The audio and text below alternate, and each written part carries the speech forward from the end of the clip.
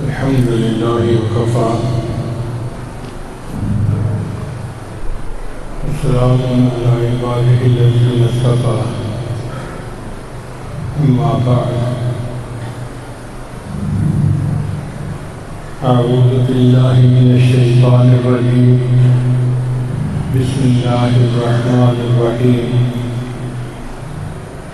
ما آتاكم الرسول فخذوه وما نهاكم عنه فانتهوا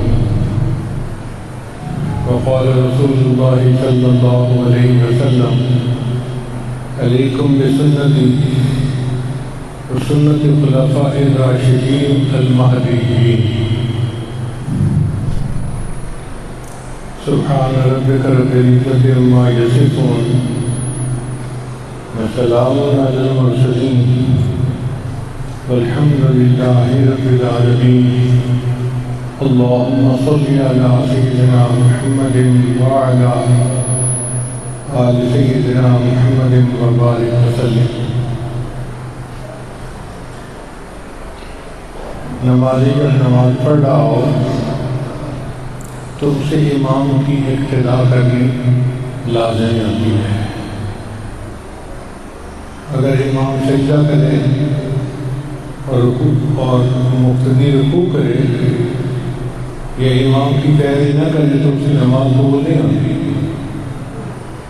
ہماری پوری زندگی نماز کی مانند ہے اور ہماری نماز کے امام ہمارے آقا سرکار حضرت محمد مصطفیٰ احمد مجتبیٰ صلی اللہ علیہ وسلم ہے۔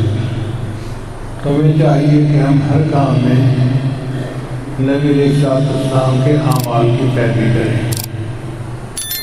جو نبی علیہ السلام نے کیا اور جیسے کیا ہم اسی کو اپنی زندگی کا معمول بنا لیں۔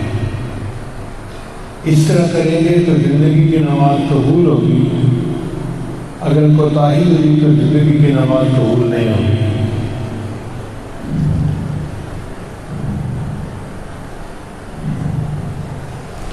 شادی کے موقع پر دلہن کو سجاتے ہیں، کس لیے کہ خامد کو پہلی نظر میں پسند آ جائے اور دلہن یہ سمجھتی ہے اگر میں نے آنکھوں میں سرما ڈال دیا تو میری آنکھیں خوبصورت بن جائیں گی، اگر میں نے کانوں میں بالیاں ڈال دی تو میرے کان خوبصورت نظر آئیں گے، اگر میں نے بالوں میں چوڑیاں ڈال دی تو میرے بالوں خوبصورت نظر آئیں گے، اگر انگلی میں انگوٹھی ڈال دی تو میری انگلیاں خوبصورت نظر آئیں گی۔ یعنی دلہن جس عمر میں زیور پہنتی ہے وہ سمجھتی ہے کہ یہ میرے خامد کی نظر میں خوبصورت بن جائے گا۔ بالکل اسی طرح جس بندے کی آنکھوں نے نبی علیہ السلام کی سنت کے مطابق دیکھنا شروع کر دیا وہ آنکھیں اللہ تعالیٰ کی نظر میں خوبصورت بن گئی۔ جن کانوں نے نبی علیہ السلام کی سنت کے مطابق سننا شروع کر دیا وہ کان خوبصورت بن گئے۔ جسم کا جو عضو سنت کے مطابق بن جاتا ہے وہ اللہ تعالیٰ کی نظر میں خوبصورت بن جاتا ہے۔ اس لیے متبع سنت انسان سر سے لے کے پاؤں تک اللہ کی نظر میں خوبصورت ہوتا ہے۔ نبی اسلام نے ارشاد فرمایا قل ان کنتم تحبون اللہ فاتبعونی یحببکم اللہ، اے میرے محبوب آپ فرما دیجیے اے لوگوں اگر تم اللہ سے محبت کرتے ہو تم میری اتباع کرو، اللہ تم سے محبت کرنے لگ جائیں گے۔ یعنی میری اتباع کرنے سے تم اللہ کے محب نہیں اللہ کے محبوب بن جاؤ گے۔ کتنی مزے کی بات بتائی گئی کہ اللہ سے محبت کرنے والے لوگ نبی اسلام کی سنت کی اتباع کریں تو اللہ کے معشوق بن جائیں گے، اللہ کے محبوب بن جائیں گے۔ ہم نے دنیا میں دیکھا ہے کہ لوگ برانڈ کا بڑا خیال رکھتے ہیں، خاص طور پہ عورتیں تو آج کل سب برانڈڈ باجی بڑی پھرتی ہیں۔ جس چیز کے اوپر کوئی ٹھپا دیکھ لیتی ہے کہ جی فلاں کمپنی کا بنا ہوا ہے، بس خوش ہو جاتی ہیں میں نے تو یہی چیز خریدنی ہے۔ بالکل اسی طرح قیامت کے دن جب بندے کے اعمال اللہ کے سامنے پیش کیے جائیں گے تو جس عمل پر سنت کے برانڈ کا مہر لگی ہوگی وہ اللہ کے یہاں قبول ہوگا، اور جس پر مہر نہیں لگی ہوگی وہ اللہ کے یہاں قبول نہیں ہوگا۔ بندے کو اپنے محبوب سے بھی پیار ہوتا ہے، اور محبوب کے ساتھ اگر کوئی مشابہت رکھے تو اس سے بھی پیار ہوتا ہے۔ چنانچہ بزرگ فرماتے ہیں کہ میں ایک چھوٹا بچہ تھا، اپنے گھر سے مدرسے جاتا تھا، راستے میں ایک بڑھیا مجھے دیکھتی تو مجھے بہت پیار کرتی، گھر میں اپنے پاس بٹھاتی، کھانے پینے کی چیزیں دیتی، تو میں بڑا حیران ہوتا۔ اس بڑھیا سے کوئی رشتہ داری بھی نہیں، والدین کی کوئی واقفیت بھی نہیں، میرے ساتھ اتنی محبت کا اظہار کیوں کرتی ہے؟ تو فرماتے ہیں کہ ایک دن میں نے ہمت کر کے پوچھ لیا کہ اماں آپ میرے ساتھ اتنی محبت کا اظہار کیوں کرتی ہیں؟ تو بڑھیا کی آنکھوں میں آنسو آ گئے، کہنے لگی ایک میرا بیٹا تھا، بالکل تمہارا ہم شکل تھا، جب بھی تم میرے سامنے آتے ہو مجھے اپنا بیٹا یاد آ جاتا ہے، اس لیے میں اپنے بیٹے سے محبت کے اظہار کے طور پہ تمہیں پیار کرتی ہوں۔ تو یہی معاملہ ہے کہ جو بندہ سنت کی اتباع کرتا ہے، نبی علیہ السلام کی مشابہت اختیار کرتا ہے، اس کو جب بھی اللہ دیکھتے ہیں تو اللہ کو نبی علیہ السلام کی یاد دلا دیتا ہے، وہ بندہ اللہ کو وہ بندہ پیارا لگتا ہے، یہ میرا محبوب سے مشابہت کرنے والا بندہ ہے۔ آپ کسی عورت کو کہیں کہ وہ اپنے بیٹے کی تصویر کو آگ میں ڈالے، کبھی نہیں ڈالے گی۔ ٹھیک ہے اگر فالتو ہے تو اس کو استعمال نہیں کر لے، مگر میں بیٹے کی تصویر کو آگ میں نہیں ڈال سکتی۔ اگر کوئی ماں اپنے بیٹے کی تصویر کو آگ میں نہیں ڈال سکتی تو اللہ تعالیٰ قیامت کے دن اس بندے کو جس کی شکل صورت نبی علیہ السلام سے مشابہت رکھتی ہوگی اس کو دوزخ کی آگ میں کیسے ڈالے گی؟ اللہ اس بات کو ہرگز پسند نہیں کریں گے کہ میرے محبوب سے مشابہت رکھنے والا بندہ جہنم کی آگ میں جائے۔ صحابہ رضی اللہ تعالیٰ نبی علیہ السلام کی سنتوں کے عاشق تھے، کھانے پینے میں، لباس میں، گفتار رفتار میں، ہر چیز میں سنت کی پیروی کرتے تھے، اور یہ پیروی اتنی کامل تھی کہ لوگوں کو پہچاننا مشکل ہو جاتا تھا۔ نبی علیہ السلام صحابہ کے درمیان بیٹھے ہوتے تھے، آنے والے لوگوں کو پوچھنا پڑتا تھا من منکم محمد، آپ میں محمد صلی اللہ علیہ وسلم کون ہے؟ یعنی نقل اصل کے اتنا مطابق ہو گئی تھی کہ اصل میں اور نقل میں فرق کرنا دشوار ہو گیا تھا۔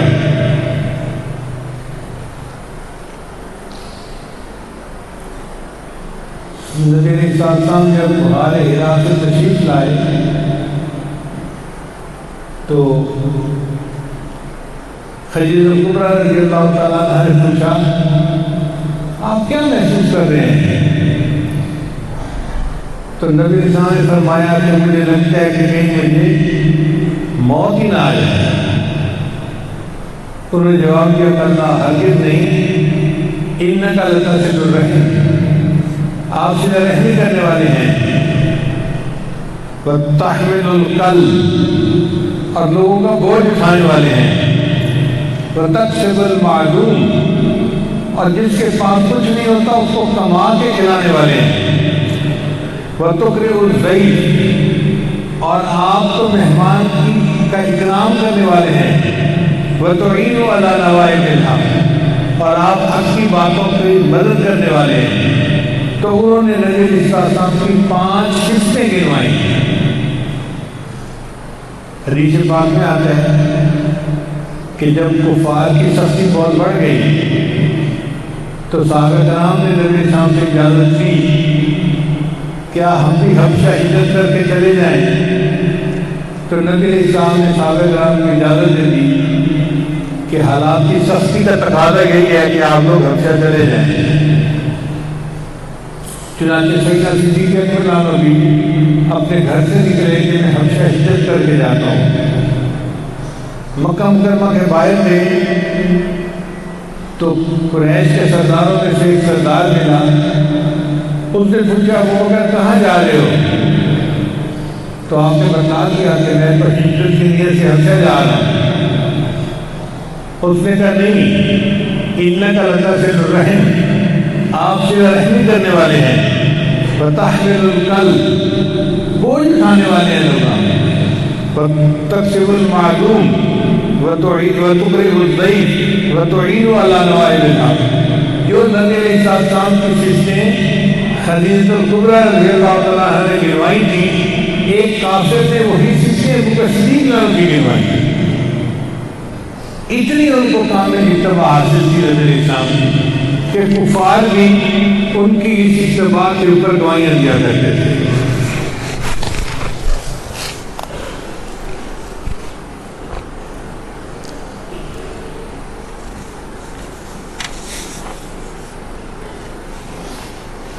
ہمارے اکابر مشائخ نقشبند اتباع سنت کا بہت اہتمام کرتے ہیں۔ حضرت خواجہ باجی ہندوستان میں اپنے ایک مرید تھا، وہ 20 سال ان کی صحبت میں رہا۔ ایک دن کہنے لگا کہ حضرت مجھے اجازت ہے میں کہیں اور چلا جاؤں۔ اور پوچھا کیوں؟ کہنے لگا اس لیے کہ میں تو اس لیے آپ کے پاس رہا تھا کوئی آپ کی کرامت دیکھوں گا، مگر 20 سال میں تو میں نے کوئی آپ کی کرامت دیکھی نہیں۔ ان کا اچھا یہ بتاؤ کیا 20 سال میں تم نے کوئی عمل سنت کے خلاف ہوتے دیکھا ہے؟ اس نے کہا نہیں۔ فرمایا اس سے بڑی اور کیا کرامت ہو سکتی ہے کہ 20 سال میں ایک بندے کا کوئی عمل سنت کے خلاف نہ ہوا۔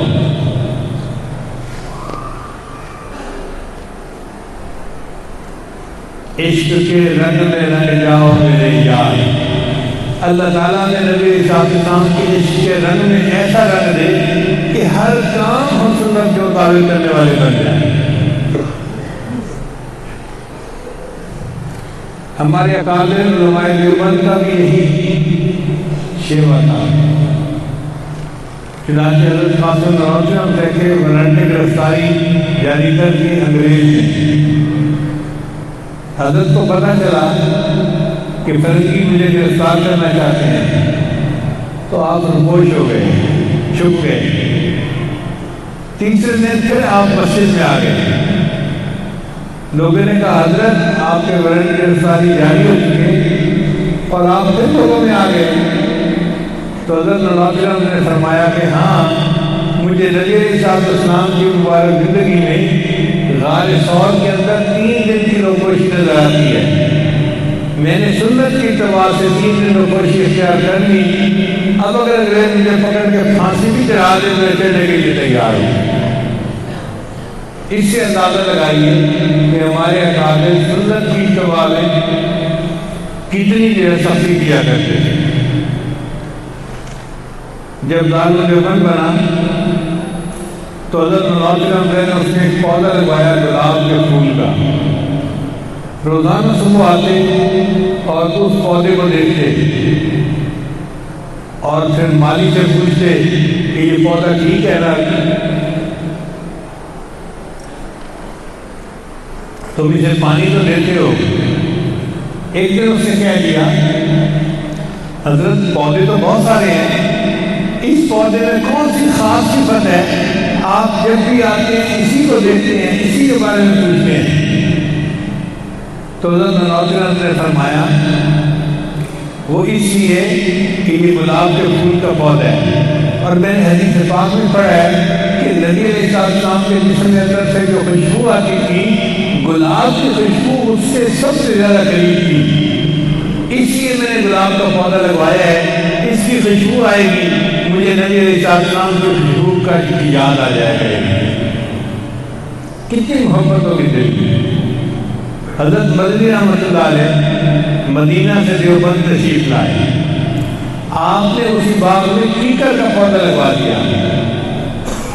اب کیکر کا پودا عجیب سا ہوتا ہے، نہ پھل ہوتا ہے نہ پھول ہوتے ہیں، کانٹے ہی کانٹے ہوتے ہیں، تو وہ باغوں میں لگانے کے قابل تو نہیں ہوتا۔ اور روزانہ پھر اس پودے کے بارے میں پوچھتے، اس کو دیکھتے کہ ٹھیک چل رہا ہے یا نہیں چل رہا۔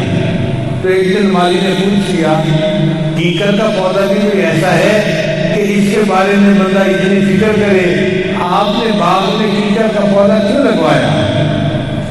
تو حضرت مدی نے جواب دیا، اس لیے کہ میں نے احادیث مبارکہ میں پڑھا ہے کہ نبی علیہ السلام نے جس درخت کے نیچے صحابہ سے بیعت لی تھی، جس کو بیعت رضوان کہتے ہیں، وہ کیکر کا درخت تھا۔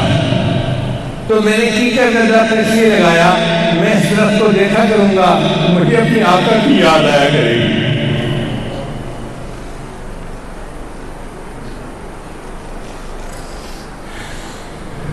چنانچہ اتباع سنت کے 7 درجے حضرت رضی اللہ عنہ نے بتائے ہیں۔ پہلا درجہ ہے ظاہری اعمال میں سنت کی اتباع کرنا، کھانے پینے میں، لباس میں، رفتار میں، گفتار میں، کردار میں، ہر چیز میں سنت کی اتباع کرنا، یہ اتباع سنت کا پہلا مرتبہ ہے۔ اور ہم کسی کو سمجھتے ہیں کہ یہ انتہا ہے اتباع سنت کی، یہ تو اس راستے کا پہلا قدم ہے۔ اور دوسرا قدم ہے نبی علیہ السلام کے اخلاق عظیمہ کو اپنے اندر پیدا کرنا۔ نبی علیہ السلام کے اندر جو افضل گزر تھا، جو علم تھا، جو آپ صلی اللہ علیہ وسلم کے اندر بردباری تھی، خیرخواہی تھی، ان اخلاق کو اپنے اندر پیدا کرنا، یہ اتباع سنت کا اور اونچا درجہ ہے کہ صرف ظاہری چیزیں ہی سنت کے مطابق نہ ہوں، انسان کے اعمال عادات بھی سنت کے مطابق ہوں۔ اور تیسرا اتباع سنت کا درجہ یہ ہے کہ دل کی کیفیات بھی سنت کے مطابق ہوں۔ نبی اسلام کے قلب میں جو صبر تھا، توکل تھی، شکر تھا، انابت اللہ تھی، زہد تھا، وہی کیفیتیں بندے کو بھی حاصل ہو جائیں۔ ہم اس کو شاید سنت نہیں سمجھتے، تو حاصل کیسے کر سکیں گے؟ کم از کم دعا تو مانگ سکتے ہیں نا۔ تو بتانے کا مقصد یہ ہے کہ آج تک ہم پہلے درجے میں رہے یا دوسرے درجے میں رہے، آج کے بعد ہم یہ تمنا رکھیں کہ اللہ ہمیں اتباع سنت کا تیسرا درجہ پر عمل کی توفیق عطا فرما دے۔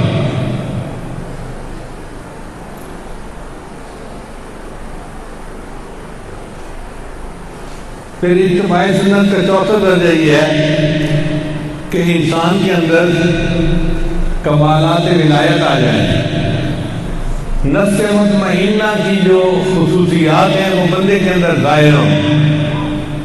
کیونکہ نبی علیہ السلام معصوم تھے عن الخطا، تو بندے کے اندر بھی گناہوں سے دوری آ جائے۔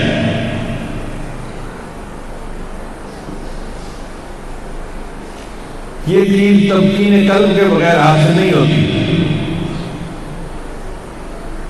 پھر اتباع سنت کا پانچواں درجہ ہے کہ بندے کے اندر کمالات نبوت آ جائے، یعنی نبی علیہ السلام کو اللہ نے جو کمالات عطا فرمائے تھے، ان کمالات کا ایسا سایہ پڑے کہ وہی کمالات اس بندے میں منتقل ہو جائیں۔ یہ چیز فقط اللہ کے فضل سے بندے کو مل سکتی ہے۔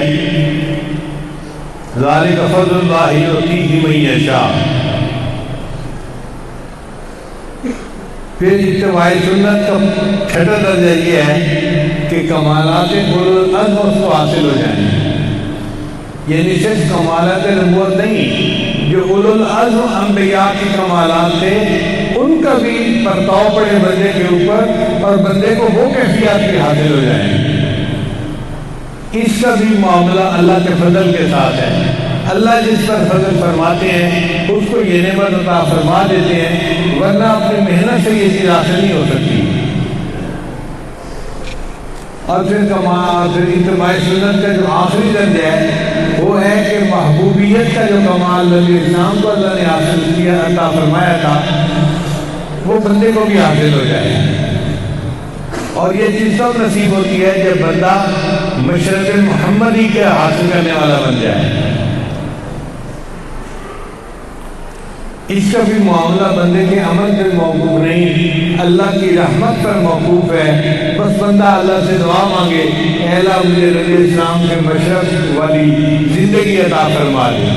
اللہ اگر مہربانی فرمائیں گے تو یہ نعمت نصیب ہو جائے گی، ورنہ انسان یہ حاصل نہیں کر سکتا۔ تو ظاہر اور باطن میں ہر چیز نبی اسلام کے ساتھ مشابہت والی بن جائے، یہ اصل اتباع سنت ہے۔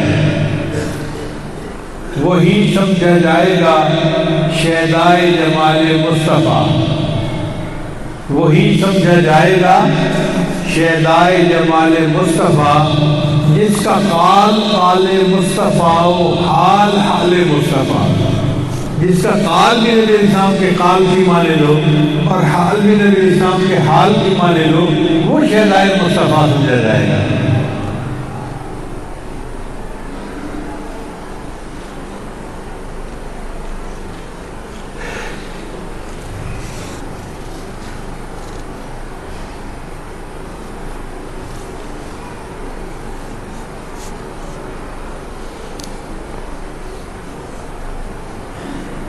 چنانچہ سیدنا صدیق اکبر رضی اللہ تعالیٰ عنہ کو نبی علیہ السلام کی سنت کی اتباع میں سب صحابہ کے اوپر ایک فوقیت حاصل کی۔ ایک مرتبہ نبی علیہ السلام نے فرمایا، مجھے تمہاری دنیا میں سے 3 چیزیں پسند ہیں۔ تو صدیق اکبر فوراً کھڑے ہو گئے، اے اللہ کریم صلی اللہ علیہ وسلم مجھے بھی دنیا میں 3 چیزیں پسند ہیں۔ کون سی؟ آپ کے چہرے انور کو دیکھتے رہنا، آپ کے اوپر اپنے مال کو خرچ کرنا، اور یہ کہ میری بیٹی عائشہ آپ کے نگاہ میں ہے۔ پوری دنیا میں یہ 3 چیزیں مجھے اچھی لگتی ہیں۔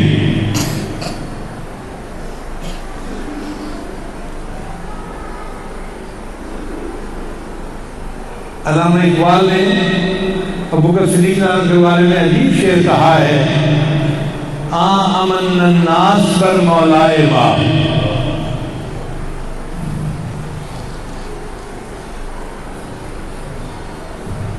اتنا خوبصورت شعر شاید کسی اور شاعر نے نہ کہا ہوگا۔ امن الناس پر مولائے ما، کلیم اول شہدائے ما،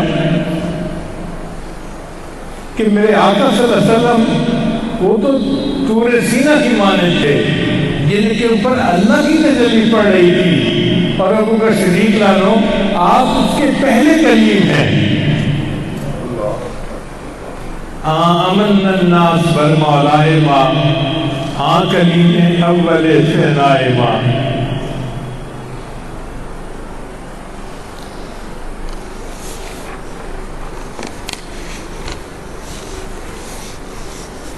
چنانچہ ہمیں چاہیے کہ ہم ہر عمل میں نبی علیہ السلام کی مبارک سنت کو دیکھیں اور اس کے مطابق اس عمل کو کرنے کی کوشش کریں۔ اگر یہ نعمت نصیب ہو گئی تو اللہ رب العزت کے یہاں قبولیت حاصل ہو جائے گی۔ کتابوں میں لکھا ہے کہ ایک بزرگ تھے، وہ ہر چند دن بعد 1,00,000 مرتبہ نبی اسلام پر درود شریف کا تحفہ بھیجا کرتے تھے۔ ہر چند دن بعد 1,00,000 مرتبہ درود شریف مکمل پڑھتے تھے۔ ایک دن ان کو خواب میں نبی اسلام کی زیارت نصیب ہوئی تو انہوں نے دیکھا کہ نبی علیہ السلام کے سینے انور کے اوپر کچھ زخم کے نشان ہیں۔ تو خواب میں انہوں نے پوچھا، اے اللہ کے نبی صلی اللہ علیہ وسلم آپ کے سینے پہ یہ زخموں کے نشان کیسے ہیں؟ کیا یہ کفار کی وجہ سے آپ کا سینہ انور چھلنی ہوا ہے؟ تو نبی اسلام نے فرمایا نہیں، بلکہ جو میرے کلمہ پڑھنے والے ہیں جب وہ میری سنت کے خلاف کرتے ہیں تو میرے سینے کے اوپر زخم کا نشان لگ جاتا ہے۔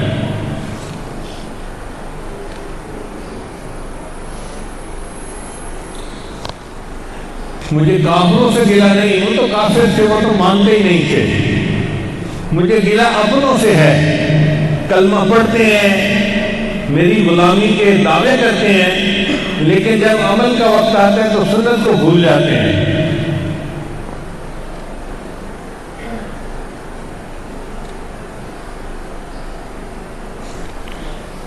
ایک 7 سال کے بچے نے یہ واقعہ سنا تو انہوں نے بیٹھ گیا کہ میرے آقا صلی اللہ علیہ وسلم کے سینے پہ زخموں کے نشان کیوں تھے، میں آج کے بعد کوئی عمل سنت کے خلاف نہیں کروں گا۔ اب سوچئے قیامت کے دن اللہ تعالیٰ پوچھیں گے کہ اگر ایک 7 سال کا بچہ سنت کا اتنا غم بنا سکتا ہے تو حافظ ہو، عالم ہو اور دین کے طالب علم ہو، تم نے میری سنت کا کیا اہتمام کیا؟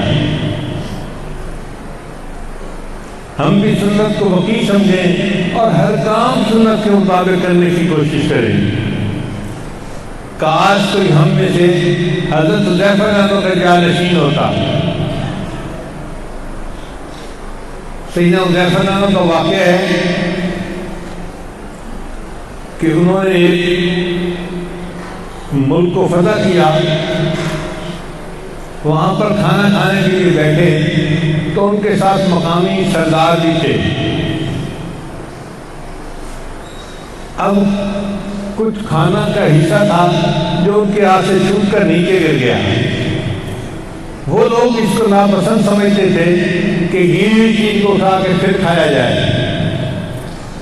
مگر حذیفہ رضی اللہ تعالیٰ عنہ نے اس گری ہوئی چیز کو دسترخوان سے اٹھایا اور اس کو پھر کھا لیا، کیونکہ گری ہوئی چیز ناپاک نہیں ہو جاتی، وہ تو دسترخوان پہ گرتی ہے، دسترخوان بچھاتے اس لیے ہیں کہ کوئی چیز گرے تو اس کو دوبارہ اٹھا کے کھا لیا جائے۔ جب انہوں نے کھایا تو کسی قریب والے نے کہا کہ یہ سارے لوگ بیٹھے ہیں مقامی ایرانی، تو یہ اس چیز کو برا سمجھتے ہیں۔ تو سیدنا حذیفہ نے جواب دیا تھا اترک سنت حبیبی لہؤلاء الحمقاء، ان احمقوں کی وجہ سے کیا میں اپنے محبوب کی سنت کو چھوڑ سکتا ہوں؟ یہ جذبہ بندے کے اندر ہو کہ میں ان احمقوں کی وجہ سے اپنے محبوب کی سنت کو نہیں چھوڑ سکتا۔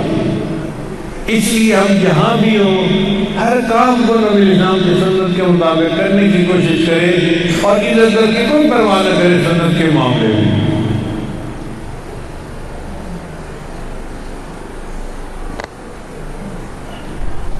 آج دنیا اپنی چیزوں کا تعارف کروا رہی ہے، ٹی وی کا، VCR کا، کمپیوٹر کا، سیل فون کا، ہر چیز کا تعارف کروایا جا رہا ہے۔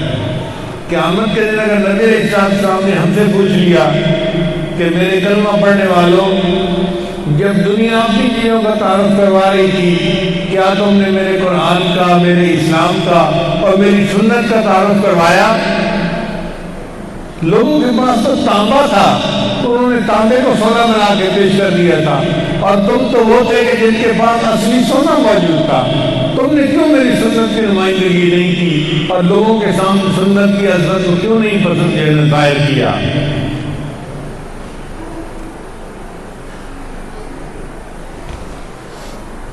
چنانچہ نبی علیہ السلام اپنی امت کے لیے 23 سال اللہ کے حضور ہوتے رہے۔ آپ بتائیے، کوئی ماں اپنے بیٹے پہ 23 سال نہیں ہوتی، بیٹا فوت ہو جائے 1 سال روئے گی، 2 سال روئے گی، پھر صبر کر جائے گی۔ کوئی باپ اپنے بیٹے پہ 23 سال نہیں ہوتا، 1-2 سال یاد کرے گا پھر بھول جائے گا۔ نبی علیہ السلام اپنی امت پر 23 سال آنسو بہاتے رہے، اپنی امت کے لیے روتے رہے۔ نبی علیہ السلام مقام عرفات میں بھی روئے، غلاف کعبہ کو پکڑ کے بھی روئے، اور آپ نے کبھی اپنی بیویوں کے لیے دعا کر کے نہیں رونا کیا، اپنے بچوں کے لیے نہیں رونا کیا، امت کے لیے روئے۔ آخر امت کے ساتھ محبت تھی نا، امت کے ساتھ تعلق تھا، حتیٰ کہ جب آپ صلی اللہ علیہ وسلم نے پردہ فرمانا تھا، اس وقت ملک الموت آئے اور انہوں نے کہا اے اللہ کے نبی صلی اللہ علیہ وسلم، اللہ نے آپ کو یاد فرمایا ہے۔ تو نبی علیہ السلام نے اس وقت کہا اچھا مجھے یہ بتاؤ کہ میرے بعد میری امت کے ساتھ کیا معاملہ ہوگا؟ महबूब सल्लल्लाहु अलैहि वसल्लम को उम्मत का इतना तो गम था ना कि दुनिया में जाने से पहले, पर्दा फरमाने से पहले नबी इस्लाम ने मेक श्योर किया कि मेरे बाद मेरी उम्मत के साथ क्या मामला होगा। अल्लाह ताला ने पैगाम भिजवाया, ऐ मेरे अजीज सल्लल्लाहु अलैहि वसल्लम, हम आपके बाद आपकी उम्मत को तन्हा नहीं छोड़ेंगे। जब नबी इस्लाम को तसल्ली हो गई, फिर अल्लाह के हबीब सल्लल्लाहु अलैहि वसल्लम मौत को इजाज़त दी कि आप मेरी रूह को ले और मुझे अपने अल्लाह से वासिल कर दें।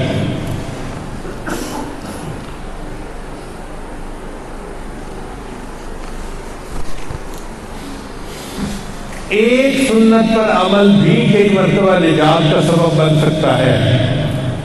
आपने दुनिया में देखा नहीं, एक नंबर से कुछ बच्चे अव्वल पोजीशन हासिल कर जाते हैं, एक वोट से कई बंदे नुमाइंदा बन जाते हैं, एमपी एमएलए बन जाते हैं, एक वोट के फर्क से।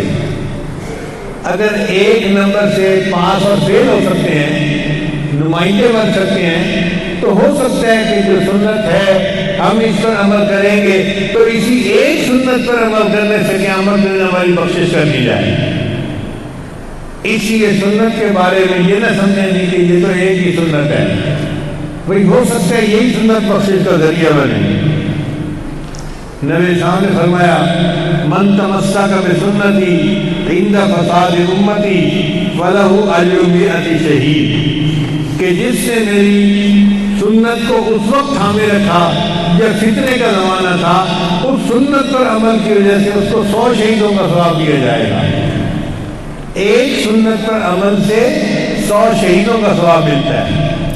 आज हम शादी ब्याह के मौके पर देखें, जो मासियाँ नाराज होती हैं उनको भी मना लेते हैं, ड्राइवर नाराज होता है उसको भी मना लेते हैं, गार्ड नाराज होता है उसको भी मना लेते हैं, रिश्तेदार नाराज होते हैं उसको भी मना लेते हैं, महल्ले वाला नाराज होते हैं उसको भी मना लेते हैं। और जी खुशी का मौका है, शादी का मौका है, अगर नाराजगी थी तो खत्म करो, उसको मना लो। हर ऐरे गैरे को शादी के मौके पे मना लेते हैं और शादी में सुन्नत के खिलाफ काम करके हम अल्लाह के महबूब को नाराज कर लेते हैं। क्या हमारी इत्तिबाए सुन्नत हुई और क्या गुलामी हुई। सारी दुनिया को राजी कर दिया और जो सारी दुनिया का खुलासा थे उनको नाराज कर दिया।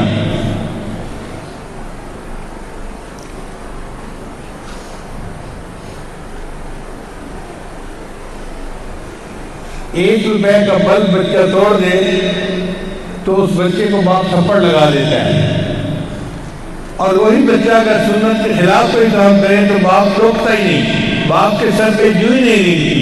इसका मतलब ये कि हमने सुन्नत को तो ₹1 के बराबर भी मुकत नहीं दी हुई।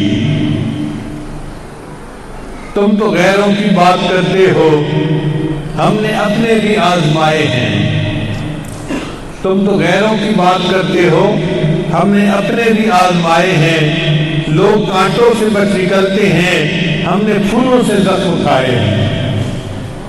नबी अलैहिस्सलाम तो कांटों ने तकलीफ नहीं पहुंचाई, जो उनके उम्मती थे, कलमा पढ़ने वाले थे, उन फूलों ने जख्म पहुंचाए हैं।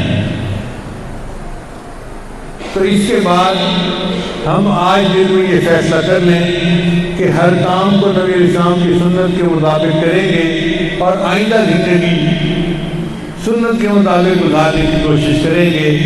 अल्लाह ताला हमें इसमें कामयाबी अता फरमाए और क़यामत के दिन हमें नबी अलैहिस्सलाम के मुत्तबे सुन्नत बंदों में अल्लाह में शामिल फरमाए। व आखिरु दाअवाना अनिल हम्दुलिल्लाहि रब्बिल आलमीन। कुछ अहबाब बैग की नीयत से आए हैं, तो शेख अली साहब फरमा रहे हैं कि उनको कलिमात भी पढ़ा दिए जाएँ। जो कलिमात की आदत पढ़ेगा सच्चे दिल के साथ तौबा की नीयत से के कलिमात साथ साथ पढ़ते जाएं। पढ़िए बिस्मिल्लाहिर्रहमानिर्रहीम, ला इलाहा इल्लल्लाह मुहम्मदुर रसूलुल्लाह, आमन्तु बिल्लाहि व मलाइकतिही व कुतुबिही व रुसुलिही वल यौमिल आखिरि वल क़द्रि खैरिही व शर्रिही मिनल्लाहि तआला والبعث بعد الموت آمنت باللہ کما ہوا بأسمائہ وصفاتہ وقبلت جمیع احکامہ اقرار باللسان وتصدیق بالقلب اشہد ان لا الہ الا اللہ واشہد ان محمدا عبدہ ورسولہ استغفر اللہ ربی من کل ذنب واتوب الیہ برحمتک یا ارحم الراحمین۔ ان کلمات کو پڑھنے سے ہم تو بتائے ہو چکے ہیں، چند معمولات ہیں ان کو باقاعدگی سے کریں گے تو اللہ تعالیٰ دل کو منور کریں گے۔ پہلا عمل 100 مرتبہ استغفار صبح شام پڑھنا، دوسرا 100 مرتبہ درود شریف صبح شام پڑھنا، تیسرا قرآن کی تلاوت روزانہ کرنا، چوتھا چلتے پھرتے ہر وقت دل میں اللہ کو یاد کرنا، اور پانچواں عمل مراقبہ صبح شام 15-20 منٹ کے لیے کرنا۔ انشاءاللہ ان اعمال کو کریں گے تو اللہ تعالیٰ کی محبت دل میں بڑھے گی، آپ خود اس کو محسوس کریں گے۔ دعا ہے اللہ تعالیٰ سب کو اپنے مقبول بندوں میں شامل فرمائے۔ جزاکم اللہ سے جزا۔